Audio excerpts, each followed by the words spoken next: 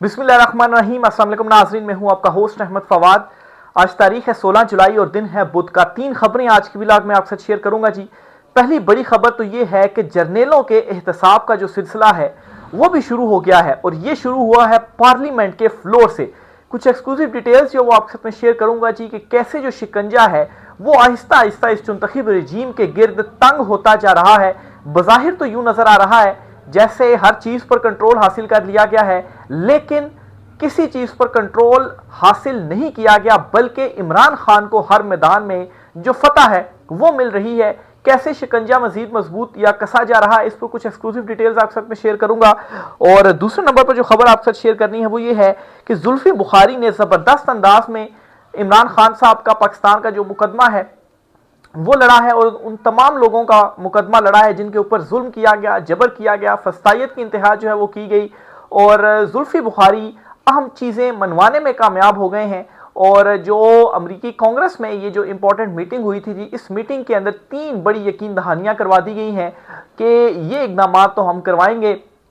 और इनमें इमरान खान साहब की रिहाई भी शामिल है और उन लोगों के खिलाफ कार्रवाई भी शामिल है जो लोग आज़ादी इजहार राय का जो गला है वो घोट रहे हैं। और ये बातें मनवाई जाएंगी डोनाल्ड ट्रंप से। और आपको ये भी बताता चलूं कि डोनाल्ड ट्रंप अभी कुछ रोज कबल ही इमरान खान साहब की रिहाई की ख्वाहिश या मुतालबा जो है वो आर्मी चीफ आसिम मुनीर साहब से जो मुलाकात हुई थी उस मुलाकात में वो कर चुके हैं। तो सिर्फ ओवरसीज पाकिस्तानियों के कहने पर अगर उन्होंने इतनी बड़ी जो बात है वो आर्मी चीफ के सामने कर दी है, इतना बड़ा मुतालबा रख दिया है, तो अब उनकी अपनी जो कम्युनिटी है जब वो उनके सामने ये मुद्दा उठाएंगे तो फिर उनका क्या रद्द अमल होगा, इस पर कुछ तफसीलात मैं आपके साथ शेयर करूंगा। क्योंकि ट्रंप ऑलरेडी कुछ लेटर्स लिख चुके हैं अपने दोस्तों की रिहाइयों के हवाले से और उनके दोस्तों को इसी किस्म की के हालात का सामना था जो कि इमरान खान साहब को है। और आखिर में आपको बताऊंगा जी कि लोहा गर्म हो चुका है, सलमान और कासिम क्या करने जा रहे हैं, क्योंकि उन्होंने पाकिस्तान आना है। और ये जो चुनतखब रजीम है ये इमरान खान के बाद अगर किसी से सबसे ज़्यादा डरी हुई है तो वो सलमान और कासिम से डरी हुई है। वो किसी ने कहा था ना कि सिंध और पंजाब की हुकूमतें इतनी ज़्यादा डरी हुई हैं जैसे कासिम नहीं बल्कि मोहम्मद बिन कासिम आ रहा है। तो इस पर भी कुछ तफसीलात हैं वो भी आपके साथ में शेयर करूंगा। तो पहली जो बड़ी खबर है आपके साथ शेयर करनी है वो ये है जी कि सनाउल्लाह मस्ती खेल जो हैं उनकी जानिब से पब्लिक अकाउंट्स कमेटी थी जी। इस कमेटी में ये बेसिकली एहतसाब से रिलेटेड कमेटी होती है, डिटेल्स इसमें मंगवाई जाती हैं और इसका जो सरबराह होता है वो अपोजिशन की तरफ से ही होता है। तो इस कमेटी में सनाउल्लाह मस्ती खेल जो हैं जो कि मेंबर है पाकिस्तान तहरीक इंसाफ से उनका ताल्लुक है जी, उन्होंने एक बड़ा जो मुतालबा है वो कर दिया है और ये कहा है कि आप दीगर लोगों का तो एहतसाब करते हैं, डिटेल्स भी मंगवाते हैं, उनको पब्लिक भी करते हैं, आवाम को भी दिखाते हैं, आप जजों और जर्नेलों की जो तनख्वाहें हैं, जो मरात उनको दी जाती हैं, उनकी डिटेल्स भी आप मंगवाएं और उनको भी देखें। जब आपको वो डिटेल्स मालूम हो जाएंगी तो फिर उसके बाद ऑटोमेटिकली उनका जो एहतसाब है वो ऐसे हो जाएगा कि आप उनके असासे देखें, उनकी तनख्वाहें देखें, दोनों को कंपेयर करेंगे तो आपको चीज़ें क्लियर हो जाएंगी कि असासे बहुत ज़्यादा हैं। तो फिर तो आप जो है वो कटहरे में ला सकते हैं जी कि आपकी तो इतनी तनख्वाह है, इतने ज़्यादा असासे जो हैं वो कैसे बना लिए गए। और मैं आपको ये भी वाज़ेह करता चलूँ जी कि आज तक आपने वज़ीर-ए-आज़म की तनख्वाह सुनी होगी, सदर की तनख्वाह सुनी होगी, आपने पार्लियामेंटेरियंस की तनख्वाहों के बारे में सुना होगा, आपने ब्यूरोक्रेट्स की तनख्वाहों के हवाले से सुना होगा, लेकिन कभी भी आपने जो जनरल्स हैं उनकी तनख्वाहों से मुतल्लिक नहीं सुना कि उनकी जो तनख्वाहें हैं वो कितनी हैं। इवन के जजों की तनख्वाहों के हवाले से भी बहुत कम मालूम होता है। अभी तो सुप्रीम कोर्ट ऑफ पाकिस्तान में जो जजेस हैं इनकी तनख्वाहें चूँकि दुगनी की गई हैं तो उसके बाद कुछ डिटेल्स जो हैं वो हम ही सामने लेकर आए हैं। ये खबर जो है वो ब्रेक की थी कि कोई 25-30 लाख रुपए का एक जज जो है वो आपको पड़ रहा है। और ये कौन से जजेस हैं जो पिक एंड चूज किए गए हैं और अवाम के टैक्स के पैसों से इनको जो तनख्वाहें हैं, जो मरात हैं वो दी जाती हैं। तो एक जर्नल की जो तनख्वाह है वो कितनी होगी। तो एक बड़ा एहतसाब का ये जो सिलसिला है जी वो शुरू हो चुका है क्योंकि ये जो मुतालबा है वो सामने आ गया। देखें अब ये सिलसिला जो है वो कहाँ पर जाकर रुकता है और क्या जो जजों की और जर्नलों की जो मरात हैं, जो तनख्वाहों के हवाले से मुतालबा किया गया जी वो सामने लाया जाता है या नहीं लाया जाता। खैर जिस तरफ हालात जा रहे हैं एक मरतबा इमरान खान साहब को आप आने दें और फिर आप देखें कि सबकी जो तनख्वाहें हैं वो पब्लिक होंगी, फिर सबका जो एहतसाब है वो होगा। दूसरी खबर जी जो आपसे शेयर करनी है वो है जुल्फी बुखारी से मुतलिक। जुल्फी बुखारी ने जी जो अमरीकी कांग्रेस में एक इंपॉर्टेंट इजलास हुआ जी, ह्यूमन राइट्स का, जिसमें अमेरिकी कांग्रेस के मेंबर्स भी थे, सेनेटर्स भी थे, इसके अलावा बड़ी शख्सियात भी थी, इंटरनेशनल मीडिया भी मौजूद था। इसके अलावा जुल्फी बुखारी जो पाकिस्तान तहरीक इंसाफ के अहम तरीन रहनुमा हैं, इमरान खान के अहम खिलाड़ी हैं, वो भी इसके अंदर मौजूद थे जी। उन्होंने पाकिस्तान तहरीक इंसाफ का इमरान खान का जो मुकदमा है और उन लोगों का मुकदमा जिन पर जुल्म किया गया, जिनके साथ जबर किया गया, फसायत की गई, जिनके घरों की चादर चार दीवारी का तकद्दुस पामाल किया गया जी, उनका जो मुकदमा है वो वहां पर रखा गया और A to Z तमाम डिटेल्स जो हैं वो बताई गई कि कैसे इमरान खान के अगेंस्ट अदम एतमाद आई, कैसे वोट चोरी किया गया, कैसे मैंडेट जो है वो चोरी किया गया, कैसे ये चुनतखब हुकूमत जो है वो लाई गई, कैसे इमरान खान को अरेस्ट किया गया, 26 नवंबर को क्या हुआ, 9 मई को क्या हुआ, इसके अलावा कैसे चादर चार दीवारी के तकद्दुस पामाल किया गया, फौजी अदालतों के फैसले क्या आए और फिर उसके बाद जो कारकुनान जो थे वो जो वफात पा गए, उनको जेलों से रिहाई मिली और किसी बीमारी की वजह से वो जो है वो फोत हो गए। फिर इसके अलावा इमरान खान साहब के साथ जो कुछ किया जा रहा है, जो सख्तियां इमरान खान साहब के साथ की जा रही हैं, उनकी फैमिली को जिस तरह से पकड़ा गया, जिस तरह से जजिस को पिक एंड चूज करके लाया गया, ये सारी जो डिटेल्स थी वो जुल्फी बुखारी ने पहली मरतबा इस तरह से हुआ है जी कि कैमरों के सामने और एक बहुत ही इंपॉर्टेंट मीटिंग के अंदर ये सारी जो डिटेल्स हैं जी वो रख दी गई हैं। और इससे फायदा ये हुआ है कि वहां पर कुछ यकीन दहानियां करवाई गई हैं और उनमें से 3 इंपॉर्टेंट जो यकीन दहानियां हैं, सबसे पहली यकीन दहानी तो ये है कि ट्रंप के सामने एक मरतबा फिर से जो मुतालबा है इमरान खान साहब की रिहाई का वो रखा जाएगा। अब ऑलरेडी ट्रंप को जो है वो जो ओवरसीज पाकिस्तानी हैं उनकी तरफ से जो मुतालबा था सामने रखा गया। 1 मिलियन के करीब वहां पर वोटर्स हैं ओवरसीज पाकिस्तानी, और ट्रंप ने उनकी बात सुनी, मानी और फिर उसके बाद आर्मी चीफ के सामने ये मुतालबा या जो ख्वाहिश थी वो रखी कि वो तमाम जो मेरे वोटर्स हैं वो ये चाहते हैं कि इमरान खान की रिहाई हो, आप भी इमरान खान साहब के साथ अपने जो मामलात हैं, अपना जो मसला है वो जल्द क्लियर कर लें, यानी कि इमरान खान साहब की रिहाई कर दें। तो ये एक तरह से हुक्म भी जो है वो दिया गया। और फिर अब दोबारा से ट्रंप के सामने जब ये रखा जाएगा तो ट्रंप ऑलरेडी ब्राजील या एक और कंट्री है वहां पर ब्राजील के तो साबिक सदर को रिहा करने के लिए उन्होंने बाकायदा तौर पर लेटर लिखा और साथ ही उन पर 50% टैरिफ भी जो है वो इम्पोज कर दिया। तो अब ये जो मजीद प्रेशर बढ़ेगा, मजीद ट्रंप को अप्रोच करके इमरान खान की रिहाई का मुतालबा जो है वो किया जाएगा, तो मजीद जो सख्त मैसेजेस हैं वो भी आने के इम्कानात हैं कि इमरान खान साहब को रिहा किया जाए, क्योंकि आलमी सतह पर भी दबाव बढ़ रहा है। न्यूजीलैंड की पार्लियामेंट में भी बिल एक पेश हुआ है जी कि इमरान खान साहब का जो मुकदमा है, एक आलमी या इंटरनेशनल जो ऑब्जर्वर्स हैं वो जो है अदालतों में बैठे और वहां पर जाकर ऑब्जर्व करेंगे इमरान खान साहब को फ्री एंड फेयर ट्रायल दिया जा रहा है या नहीं दिया जा रहा। यहाँ पर तो उनकी फैमिली को नहीं बिठाया जाता, तो इंटरनेशनल वफ्द को क्या होगा। लेकिन ये आलमी तौर पर जो चीजें हैं, जो डेवलपमेंट्स हैं वो हो रही हैं। फिर दूसरी जो यकीन दहानी करवाई गई वो ये है जी कि अगर ये सिलसिला इसी तरह से चलता रहा तो हम बात करेंगे कि जो फौजी इमदाद है वो बंद कर दी जाए। तो अब ये एक और बहुत खौफनाक जो सूरत हाल है वो पैदा होती जा रही है। फिर इसी तरह से जी